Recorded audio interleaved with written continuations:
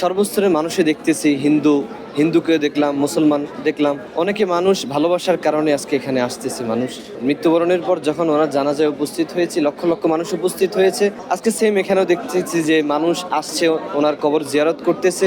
মানুষ ওনাকে ভালো বাসতেছেন এই জন্য, যখন উনি শাসন আমল করেছেন, উনি দেশের প্রেসিডেন্ট ছিলেন, তখন তিনি জনগণের প্রতি সুন্দর আচরণ করেছেন, সদয় আচরণ করেছেন, ভালো আচরণ করেছেন। গত 16 বছর যে ফ্যাসিস্ট হাসিনা ছিল, এদেশে শাসন আমল করেছে, তিনি সর্বস্তরের সমস্ত মানুষের উপর জুলুম নির্যাতন করেছে।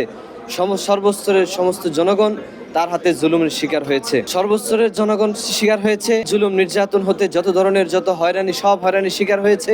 আগামীতে যে এই রাষ্ট্র পরিচালনা করবে, তাকে বলে দিতে চাই যে আপনি যদি এই বেগম খালেদা জিয়ার মতো তার শাসন আমল সে যেভাবে পরিচালনা করেছে, সে জনগণের সাথে ভালো আচরণ করেছে, এগুলো করার কারণে আজকে মানুষ তাকে ভালোবাসছে। মানুষ তাকে ভালোবাসা, তার মানুষের হৃদয়ে তার ভালোবাসা রয়ে গেছে, সে মানুষের মাঝে অমর হয়ে আছে।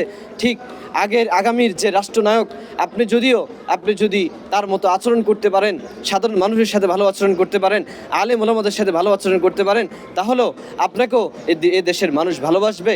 এ দেশের মানুষ আপনাকে নিয়ে ভাববে।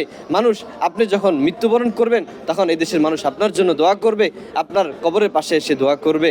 আর যদি আপনি এই দেশে যদি ইনসাফ কায়েম করতে না পারেন, সাধারণ মানুষের প্রতি যদি জুলুম নির্যাতন করেন, মানুষের যদি এই জানমালের নিরাপত্তা যদি না দিতে পারেন, তাহলে মনে রাখবেন ওই ফ্যাসিস্ট হাসিনা যেমনইভাবে এই দেশের মানুষের উপর জুলুম নির্যাতন করার কারণে যেমনইভাবে এই দেশ থেকে তার পালাইতে বাধ্য হয়েছে, ঠিক তেমনইভাবে আপনারা যদি মানুষের প্রতি এভাবে সুষ্ঠু আচরণ যদি করতে না পারেন, তাহলে আপনাদেরকেও এই দেশ থেকে বিতাড়িত হয়ে এই মাতৃভূমি ছেড়ে আপনাদেরকে আরেক দেশে চলে দিতে হবে।